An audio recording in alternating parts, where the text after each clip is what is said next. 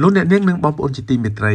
លោកភ័ណ្ឌសុផុនមិនមែនជាតារាចម្រៀងអាជីពនោះទេប៉ុន្តែមានទេពកោសល្យត្រាប់សំនៀងតាមតារាចម្រៀងម៉ូដដល់ដើមនិងតារាចម្រៀងសម័យបច្ចុប្បន្នកន្លងមកនេះលោកភ័ណ្ឌសុផុនបានត្រាប់តាមសំនៀងលោកស៊ិនស៊ីសមុទ្រហើយច្រៀងឆ្លើយឆ្លងជាមួយនឹងលោកយាយរស់សេចក្ដីទៀតផងតើពិតជាមានភាគរយខ្ពស់មែនឬមិនមែនតទៅនេះសូមលោកអ្នកនាងស្ដាប់បទទី1ដែលមានចំណងជើងថាដានី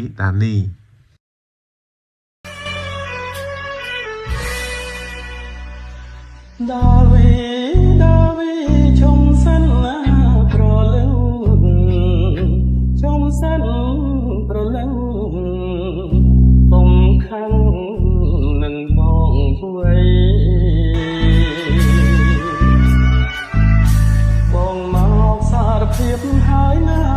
ពិសេសជេបងចុះស្រី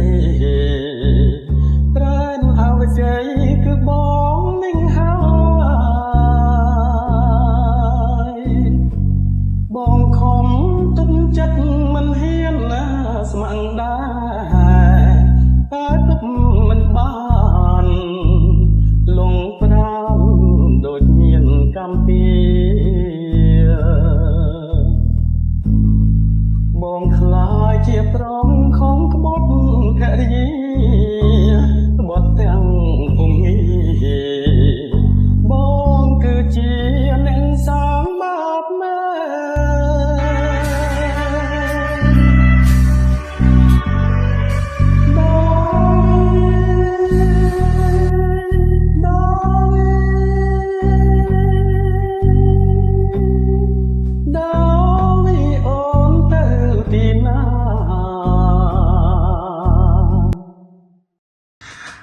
ហើយបទទី2នេះមានចំណងជើងថាម៉ោង3យប់មិញ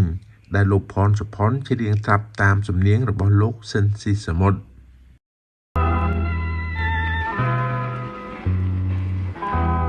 ទំនួញអង្ក្រាស្រីចាងតលដៃបណ្ដាលរាត្រីក្នុងន័យកងអូ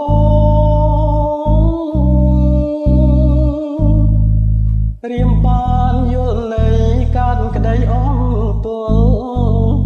ចំបែកស្វាយខ្វល់ស្ទើរបែកអរ៉ា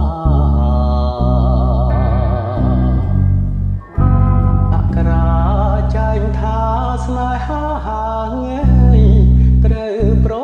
ត់ណែទ្រង់ភ័យតង់ស្លុតស្ទើរផុតសង្ខា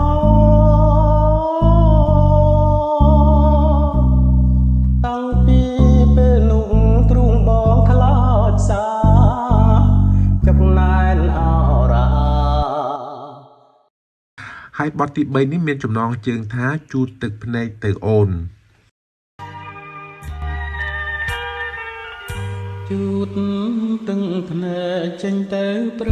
លឹង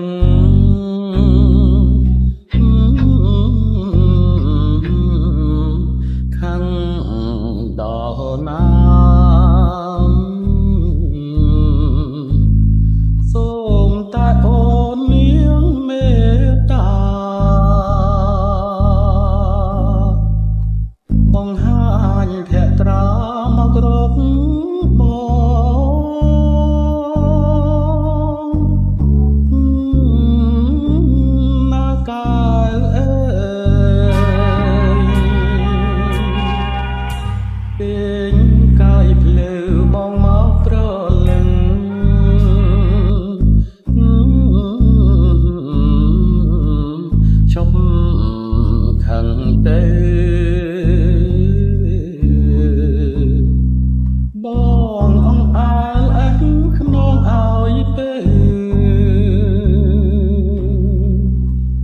យប់កាន់តែជ្រៅទៅហើយណា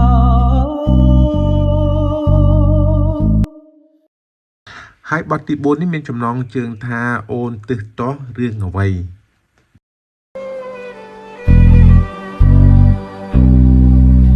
តើអូនទឹះតោះខាង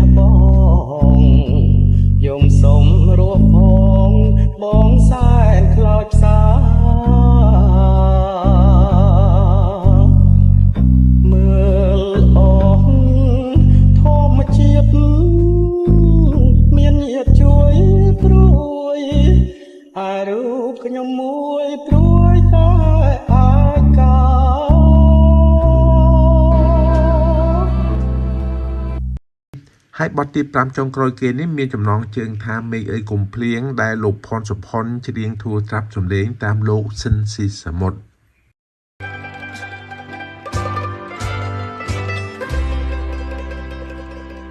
មេឃអើយកុំភ្លៀងចាំស្ដាប់ខ្ញុំច្រៀងផ្ដាំបញ្ញាបនតាមព្រះពីតែប្រាប់ឆោមឆាយដែលឃ្លាតទៅឆ្ងាយពីបងបាត់យូរឆ្នាំចាំអើយចាំកូនឡងបដិញបាត់សូនឈឹងគ្មានដំណឹងសមឬស្រីស្រមានបំណងមកចិត្តពីបងឬគ្មានចិត្តចងប្រាថ្នាឬជីវ៉ាអូនមានគូថ្មីទៅហើយ ฉะนั้นខ្ញុំអបសង្ឃឹមថាចម្រៀងតម្រាំបទនេះនឹងជួយបំពេអារម្មណ៍របស់អស់លោកអ្នកនាងជាពុំខានឡើយសូមអរគុណ